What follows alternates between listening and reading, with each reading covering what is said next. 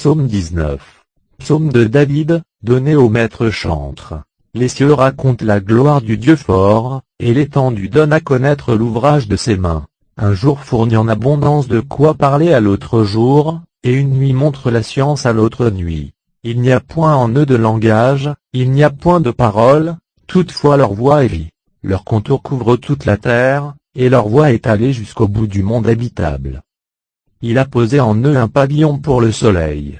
Tellement qu'il est semblable à un époux sortant de son cabinet nuptial, il s'égare comme un homme vaillant pour faire sa course. Son départ est de l'un des bouts des cieux, et son tour se fait sur l'un et sur l'autre bout, et il n'y a rien qui se puisse mettre à couvert de sa chaleur.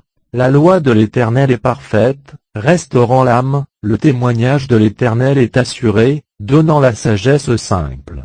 Les commandements de l'Éternel sont droits, ils réjouissent le cœur, le commandement de l'Éternel est pur, et fait que les yeux voient. La crainte de l'Éternel est pure, permanente à perpétuité, les jugements de l'Éternel ne sont que vérité, et ils se trouvent pareillement justes.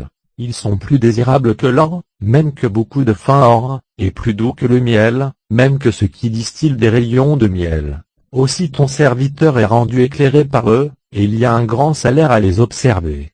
Qui est-ce qui connaît ces fautes commises par erreur? Purifie-moi de mes fautes cachées. Éloigne aussi ton serviteur des actions commises par fierté, en sorte qu'elles ne dominent point en moi, alors je serai pur, et serai net des grands crimes.